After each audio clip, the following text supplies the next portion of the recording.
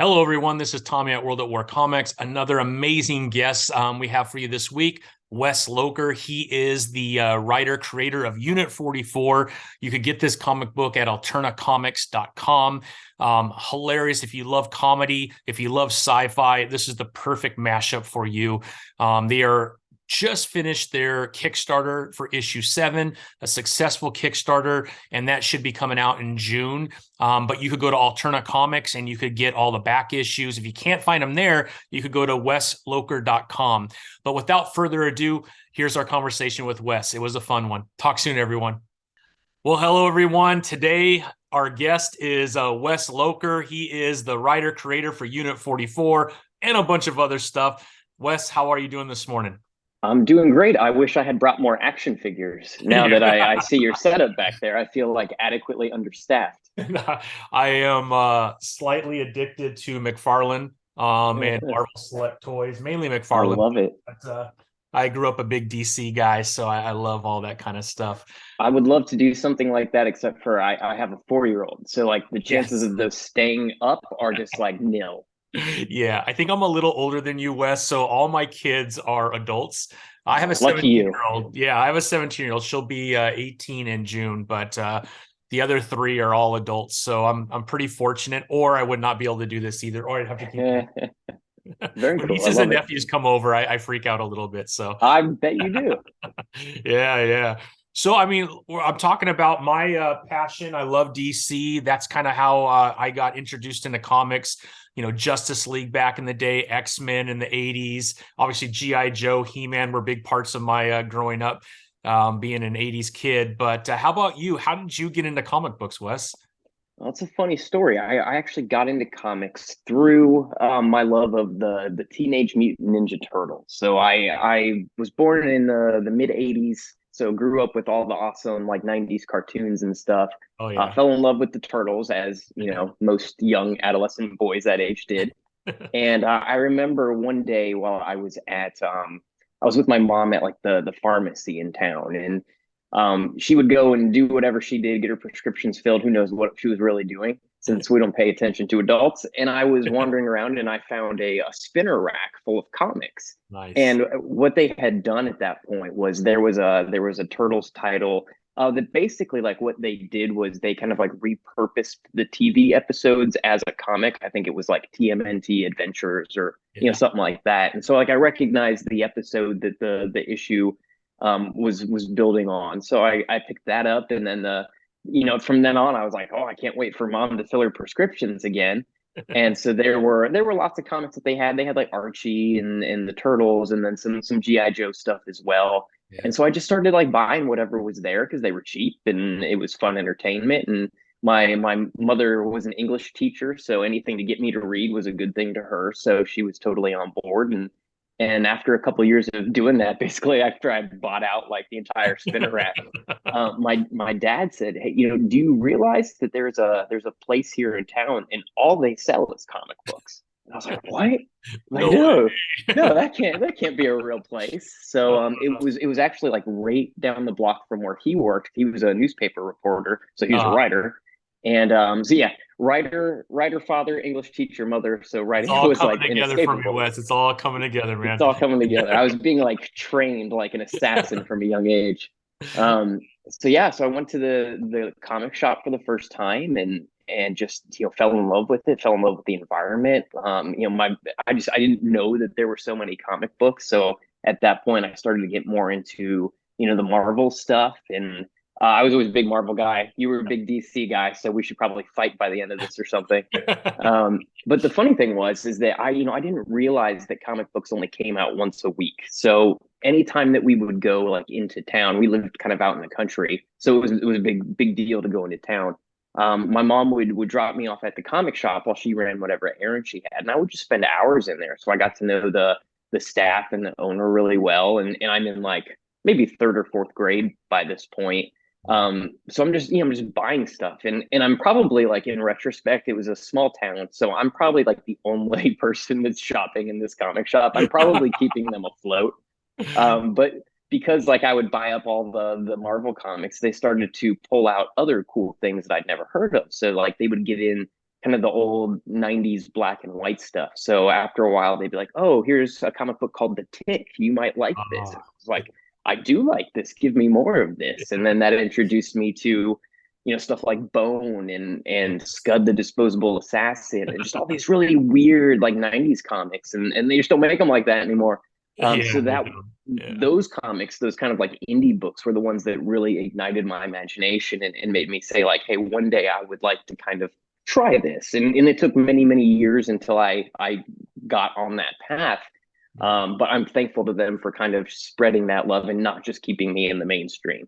Yeah, no, that's awesome, man. What a great story. And I think in essence, right, we all can kind of relate to that, especially as a kid riding your bike or whatever, being dropped off and spending hours there and having like $3 and you're like, okay, what 50 cents should I buy and which one should I get this week? And it's awesome, man. Yeah, totally. My parents would always get me like for my birthday or Christmas, they'd give me gift certificates. So I started amassing like, I would go into like the graphic novel section and get like some of those big books. And so, yeah, I mean, I just had everything. I didn't discriminate. Like I didn't find myself drawn to like the DC heroes quite as much as the Marvel characters. But, I gave everything a fair shake because it was all amazing. The art was fantastic. The stories were out of this world. It was, I try to be as equal opportunity as possible when it comes to comics because every story has the potential to be amazing.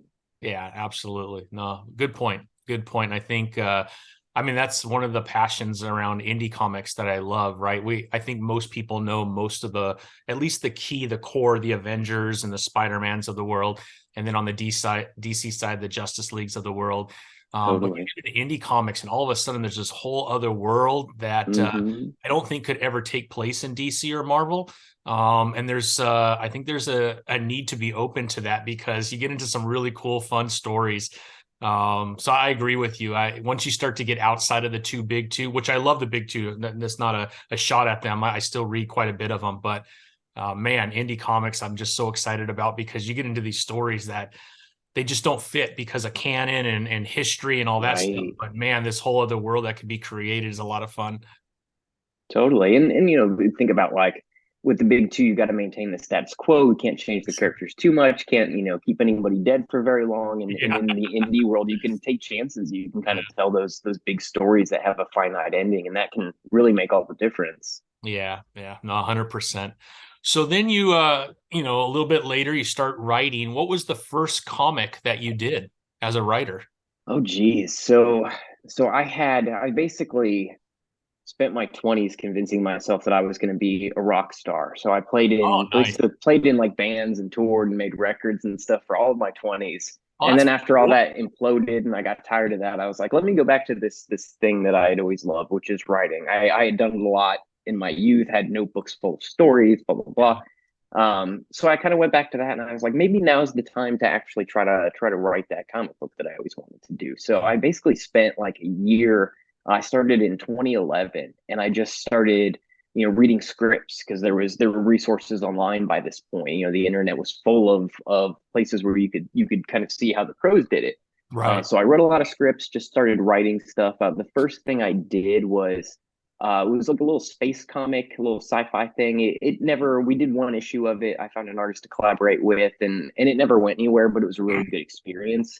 A lot of first-time comic creators I talked to, they want to make their big sweeping 60 issue epic. And I'm like, oh, that's such a terrible idea because you don't know what you're doing. You're going to make all these mistakes. And this story that you love so much, eventually you're going to look back on it and you're not even going to be able to read it because you're just going to see what's wrong with it. Right. Yeah. So, I'm glad that I kind of made those mistakes early and it made me realize like, hey, I don't need to be doing like a full issue right now. I need to do short stories. So I started like, collaborating with artists to do 2-pagers, 3-pagers, 5-pagers, and I started submitting those to anthologies. And then from there, I moved up and I started doing one-shots that were like 20 pages or 32 pages and just kind of gradually worked my way up to where I was finally doing those miniseries and doing those graphic novels. Yeah, that's awesome. Yeah, I mean, I don't know. Was that Chambers? Does that ring a bell? Yeah, that was the first graphic novel that I did. So interesting story with that one. And so that's a crime fiction story. And if you're familiar with my work, you don't think of Wes and crime fiction in the same same sentence. Well, I've only had the honor to read Unit 44, and I was laughing. So when you mentioned Tick, I'm like, oh yeah, for sure. Tick had an You can, impact on you, oh man. yeah, Because you can the see the Tick, influence. Earthworm Jim, or the Chew Yep. that I grew up with and I loved in the 90s, even the TV show in the 90s Hmm. was awesome. But yeah, Chambers. So that's a sci-fi. I would This, say it's a straight up hard boiled like crime story oh, about a detective who's kind of her family's getting killed and she has to figure out who's killing them before they get to her. So I yeah. got out of comics for a really long time while I was in college and doing the music thing.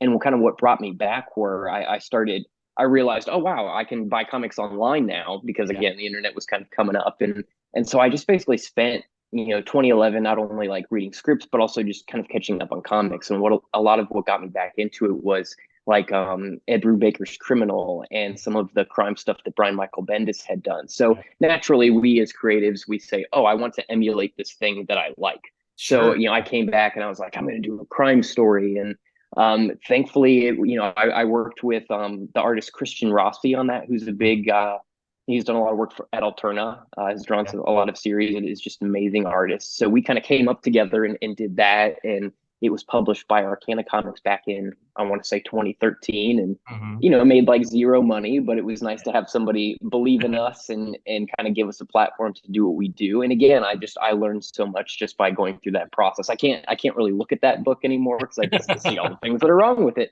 But Yeah. awesome experience. And that kicked off, that was the first kind of mini series / graphic novel I'd done. And after that, the floodgates were open. I'd gone through the process. I knew how to do it. And it was kind of off to the races from there. That's awesome. So then after that, I think Undoubtables, does that ring a bell?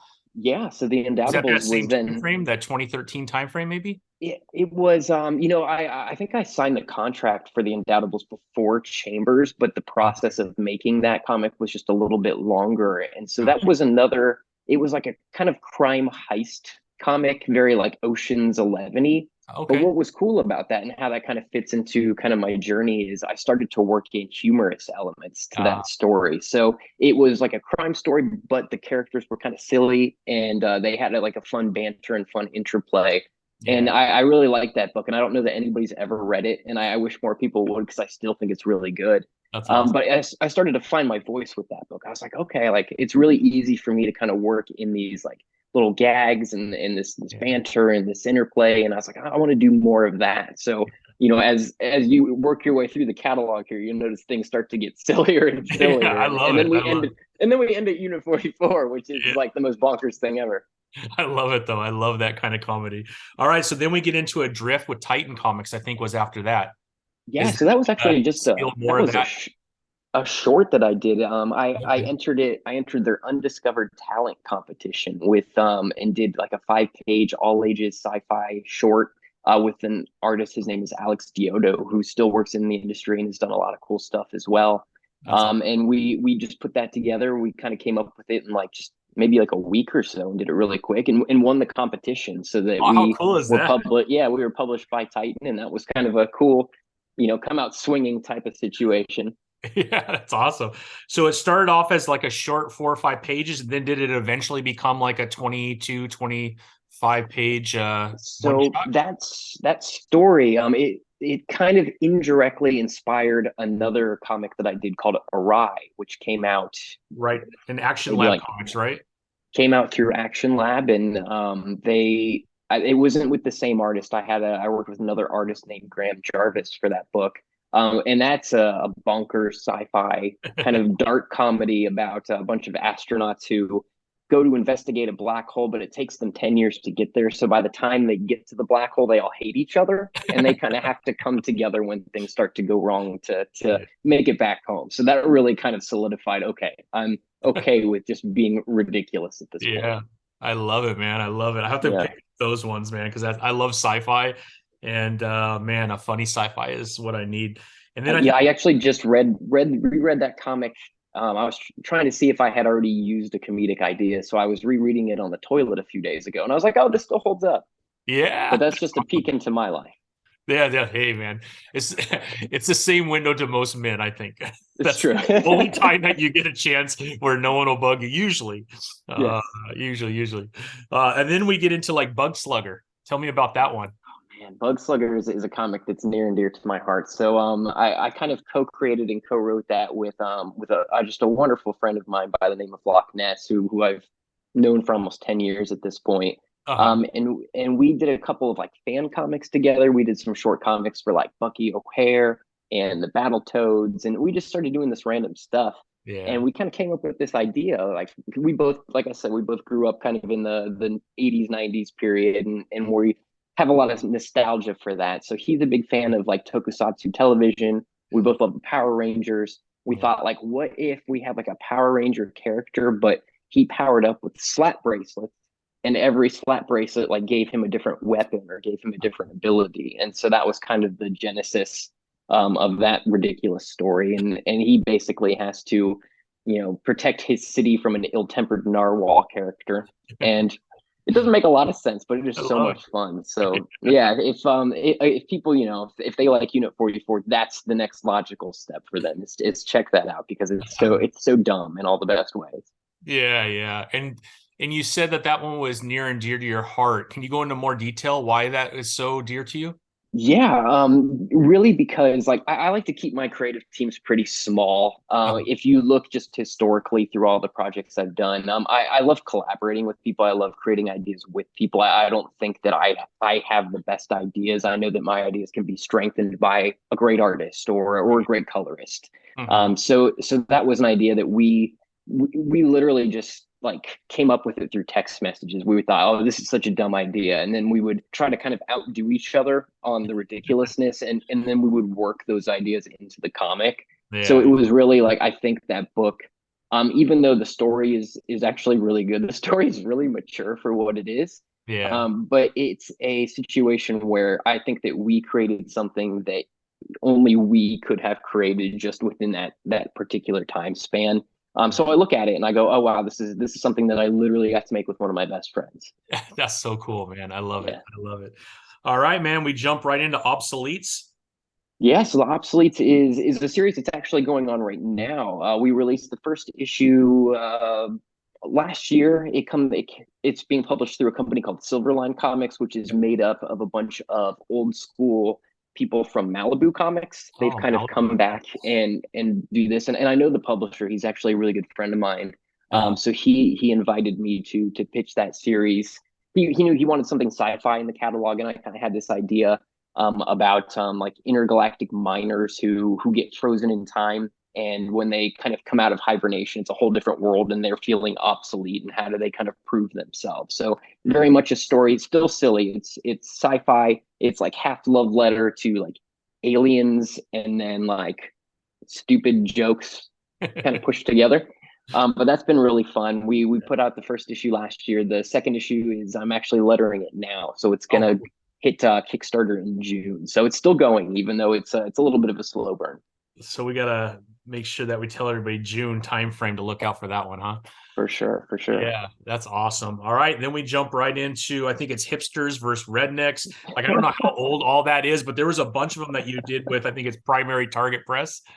Yeah, so Primary Target Press is kind of like my own little imprint. So whenever I had Okay. just like a one shot that I was putting out on like Comixology or something at the Yeah, time, I just would slap that on it because you had to put like a publisher name in there. I So love it. Primary Target Press is a callback to my favorite comic of all time, which is Scud the Disposable Assassin, which has to do with an assassin who has a primary target that he has to keep alive. Yeah, So it's a little call on a wink to that. love So it. hipsters versus rednecks is exactly what it sounds like. I mean, it's the apocalypse has happened. There's two factions remaining, the hipsters and the rednecks, and they both want to control one city, and wackiness and ridiculousness ensues. I think it's funny that they're the last two remaining. That's It's logical, if you really think about it. yeah. I love it, man. I love it. Well, you did quite a few things under that label. So all of these are on Comixology, like Uh, Edison, I think the temporal maintenance. I don't know that they are all on Comixology now because when it kind of got absorbed by Amazon and became Yeah. terrible, it unfortunately they were like, oh, we're deleting your stuff and you have to re-upload it. So it's been kind of a slow Yeah. process. I have Bug Slugger back up there. That's available on Comixology, but I don't think anything else is right now. However, I do have like a digital store that you can get to through my website, where if somebody wants to download a PDF of that for a buck, they can. Or I actually have print issues of most of those as well that I will happily ship to your door. Nice. And then what's that website? It's just my name, weslocher.com. Nice, nice. We'll have to check that out too. Very cool. All right, then we jump into Unit 44. That's how I got to know your work. Nice. To be It's quite nice to know that I toiled away for 10 years and you hadn't heard of me. I know, isn't that sad? That's my fault, Wes, not yours, It's my friend. okay. That's yours. I forgive you. I forgive you. Thank you. But I do love Unit 44. So if you go to Alterna, most of the single issues are sold out. It's So true.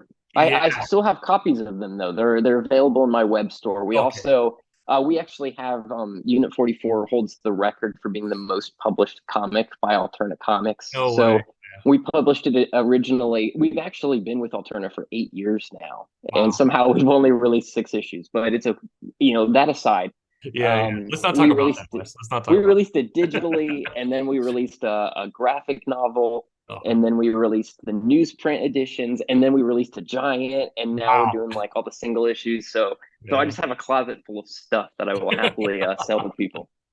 Nice. Well, what was great is, excuse me, the 96 page one is the one we got Yes. our hands on. Those are still available on Alterna, and I believe, if I'm not mistaken, is this issues 1 through 5, maybe something like that? It's 1 through 4. 1 through 4, yeah. So if you want to get your hands on the story, you got to get this one, the 96 pager on Alterna, or you go to Wes's website and you could pick up the single issues. But I had a blast reading this. I thought it was hilarious. I love the banter back and forth. I think it's Hatch and Gibson. And then they report to, is it Ballard, Agent Ballard? That's right. Oh man, he's hilarious. So yeah, it was a great story. I don't know how much you want to get into it. I think people should buy it, but in essence, right there, they have a storage unit where they're keeping something that they shouldn't be keeping in a storage unit, and they forget to pay the bill, and then all hell breaks loose after that. I think that's kind of the essence of at least the first 4 issues. That's well said. Correct me if I'm wrong, Wes, but that was, I mean, what a crazy, crazy story. No, you hit the nail on the head, and the story kind of came around because I was watching an episode of Storage Wars with my wife one day, and I leaned over to her, and for those who may not know, Storage Wars is about people who buy storage units at auction, sight unseen, and then they try to turn the contents for profit, right?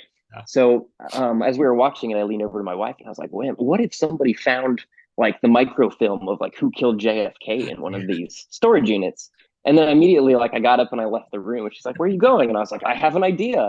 And so I wrote out, what became Unit 44, which is inept Area 51 employees forget to pay the rent on their storage unit, and it's sold at auction, right? And so it didn't change from that kind of kernel of an idea. And I told it to some of my friends, and I said, "Oh, this is the new comic idea I'm thinking of doing." And all of my friends said, "That's a terrible idea. Don't waste your time." Really? And I said, I'm gonna do it anyway. Yeah. And so I did it. I did the first 4 issues with the artist Ed Jimenez. And so the first 4 issues, by the way, he's incredible. Look at this artwork; it's amazing. Wonderful human. I love him dearly. And so he and I did the first 4 issues, which is that complete story that I just kind of gave the gist of. Yeah. And then we wanted to keep it going. And Peter at Alterna, he was he really wanted comics that could be ongoing series. He wanted it to be something where people could latch on for the long term. And so during the COVID-19 shenanigans, I was not feeling like I had enough joy in my life. So I thought, like, this is probably the time to bring back Unit 44. So I had all these ideas that I just have been scribbling in notebooks. And I was like, I have like, 10 issues worth of material here. I should get on board. The problem is that in the time since we had done that series, Ed had become a full-time artist. He's working for board game companies. He was working with Funko. Like, he was doing big things. And so, like, I knew that he wasn't going to be available to draw the series moving forward.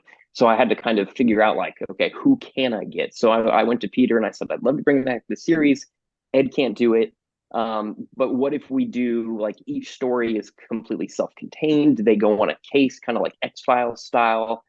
They investigate something mysterious, or we just show like what day-to-day is life is like inside of Area 51, because you can, you know, the options are limitless. We Yeah. don't know what happens No one there. So knows, let's right? just, yeah, let's just play with that a little bit. Yeah. So Pete loved that idea. He loved the kind of the serialized nature of it, that if you pick up any of the issues, you know, after 4, like, you don't have to know anything about the characters other than these dudes are idiots. And you can jump in, like, every issue could be someone's first issue and it'll make total sense. So I love that element. I was lucky enough to find the artist Alex Jovich, Hmm. who had drawn the series Mr. Crypt at Alterna. Oh yeah. And that was the book that I loved, because I'm always looking for stuff that I can share with my daughter, even Yeah. though she can't read. You know, she likes to look at the pictures, and so I would Sure. show her that, because she's really into like weird stuff and skeletons, and so we Yeah. got a kick out of looking at that. And I thought, well, you know, why don't I just reach out to this guy? Like, I knew Mr. Crypt was ending, and I was like, Yeah. this guy's gotta, you know, gotta do something with his time, right? He should hang out with me. Yeah, yeah, for sure. And so I emailed him, and it turns out that we're the same age, we both have kids, we both have the same cultural touch points, we both have the same sense of humor. So Yeah. it's just like a perfect match, and we just dove right in, and he's a machine. So he knocked out like all these issues really, really quick. So we've just in the process of releasing issue 7 Yes. at the moment through the latest Alterna Comics pre-order campaign, which Yep. was drawn by a different artist named Landon Franklin, who came in and kind of helped me out. But Alex and I have done up, like, we're done with through issue 10 at this point. So we Nice. have a nice little stockpile that's kind of just sitting, waiting.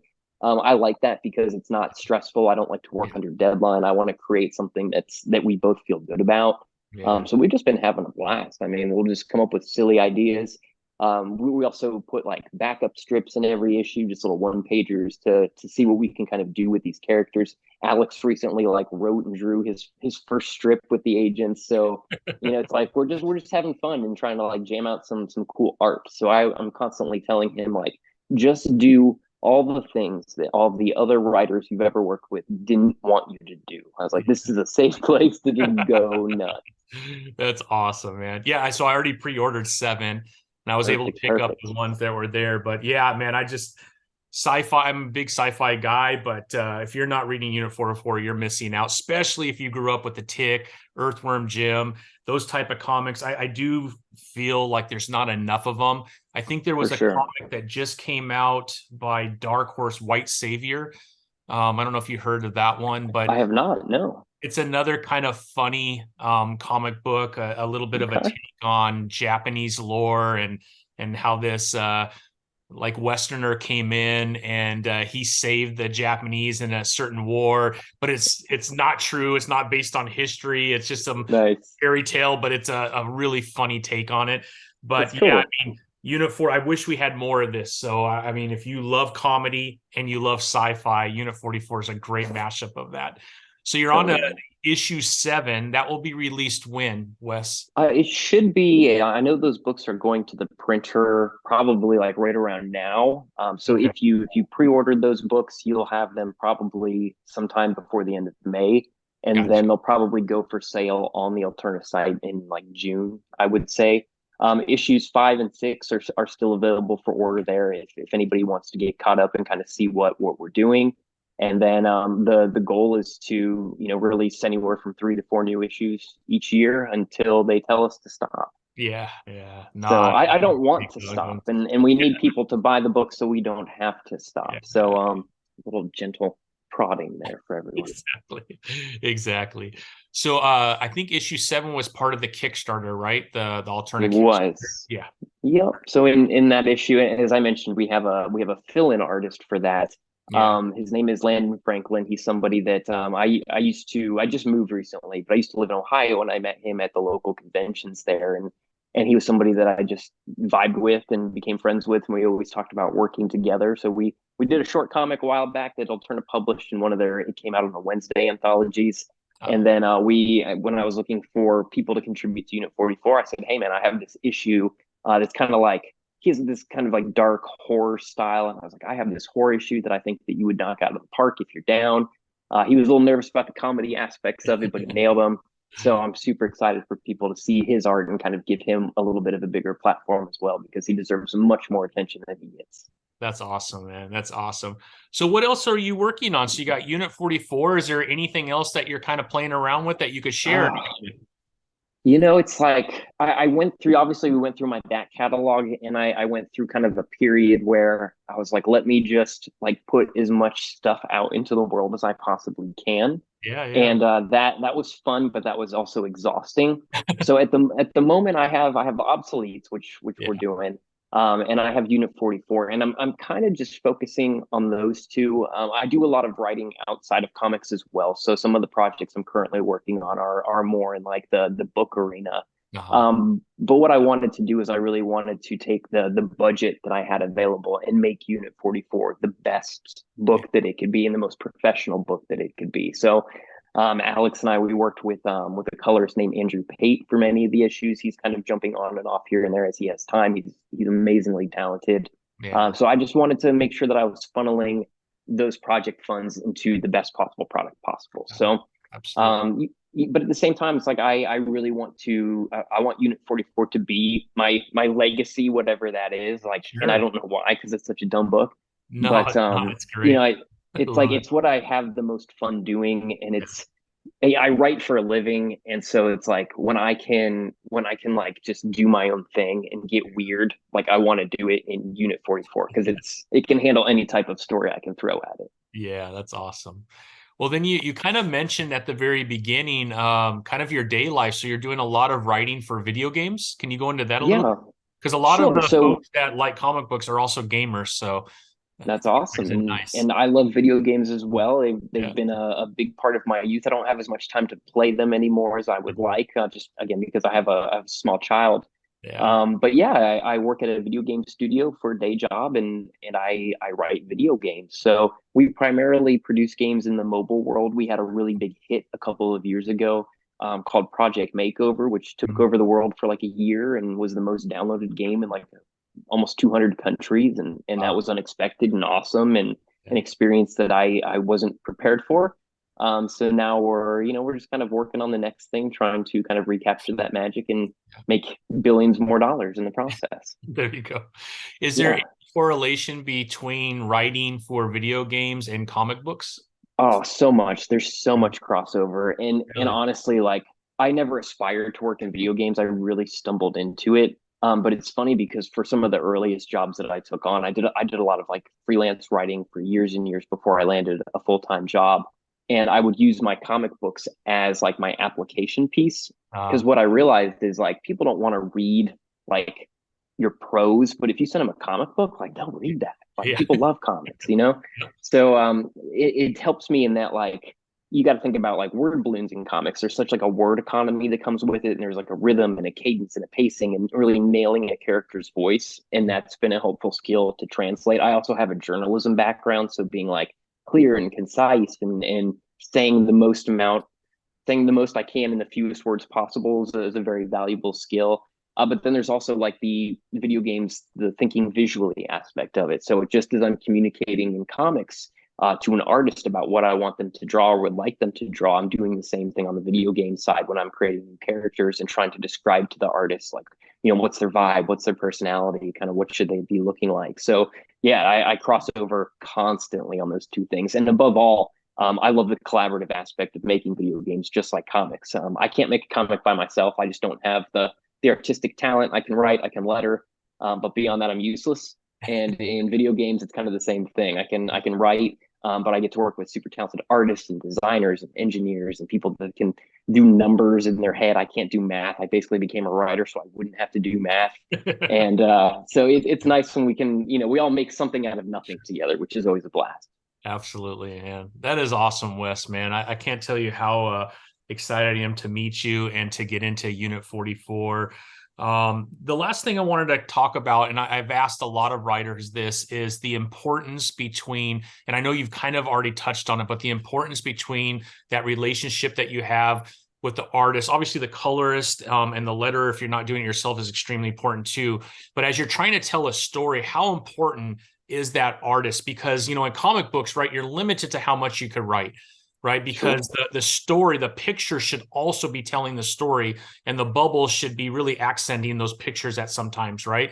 Like it's Hmm. almost a dance. I don't know if you could go into how important it is because it really helps tell that story, and to be on that same page, I think is crucial with your artist. Totally. And it's all about communication, and it's all about like playing to an artist's strengths. Yeah. Comic books, we have the best artists in the world. I mean, in an artist in comics, they have to be able to draw anything, like from people to cars to horses. And those are like three of the hardest things to draw for anyone, right? For So sure. the range that they have to display and the mastery that they have to have is super impressive to me. When I first started off on comics, like I was very, and I think most people are like this. I overrode everything. I was very specific about what I wanted drawn, and it had to be that way, and Yeah. to get my vision across. And in either just with experience or because of my old age, it's like I'm super chill now when it comes to that stuff. Like I want the people that I work with to say Yeah. like, oh my gosh, it was so much fun to work with him because I got to do all of these things that I've never gotten to do before. So Yeah. now I'm on this mission to challenge the people that I work with and really like get them to do the things that they want to do that they've never been able to do before. And it's like, okay, here's a character, make them look like whatever you want. I don't care if they're, a human or a creature, or just Yeah. have fun with it. Make this something that you're going to look back on one day and be like, oh, I'm so glad that I had the opportunity to do that. And Yeah. then when it comes to like the lettering and the art working together, I always say that the biggest compliment that I can give to an artist is once I get their art back, the biggest compliment I can give them is to remove my words from the page because their art has told the story sufficiently, whether that's an emotion or an Yeah. establishing shot or like a vibe. So I'm always looking to like just get out of the way of them. Yeah. So if we can do a whole silent issue because they've just nailed the art so well, like I would do that. It doesn't need my words on it. Yeah. That's I'm awesome. not that needy. I love it, man. I love it. Well, Wes, I mean, I don't know if there's anything else that you wanted to share that you're working on. We talked about your website. It's just weslocher.com. So if Yeah, you do want those first four issues of Unit 44, or you want obsoletes or anything like that, that should all be on that website, correct? And in some of your yeah, other work as well, correct? totally. Yeah, if I have it available in my closet, it's on the website. I also do Nice. like a lot of bundles to help people save money. So if you order, you might get like two books for the price of one, and I Nice. also tend to throw in free stuff too. So if you Sweet. order and there's a comic that you didn't buy that I really want you to read, I'll just put it in the envelope. I love it. I love it. I love it. And then obviously you can go to Alterna Comics, For and you can sure. get at least the four first issues in the 96 page right now. Hmm. And yeah, I think we all look forward to issues 8, 9, and 10 since you're done through 10 at least. And Yeah. I hope it's a long-term comic book because it's something that I think everyone should get their hands on. If you love comedy, you love sci-fi, you're going to really love Unit 44. Well, thank you so much for all the kind words and for having me on. I really appreciate the opportunity to talk not only about Unit 44, but my wonderful collaborators and Alterna Comics, who I adore, and I'm so glad to be aligned with them, and I'm happy with everything that they have done for me, and all of the other awesome, awesome, awesome titles that come out of there. Yeah. Well, thank you, Wes. Really appreciate your time this morning, and we wish you the very best. And hopefully, when you get a few more issues out there, we'd love to have you come back on and maybe talk a little Unit 44 and what's For next. sure. I'll be there. Awesome, Wes. Well, have a great rest of the week, and we'll talk soon.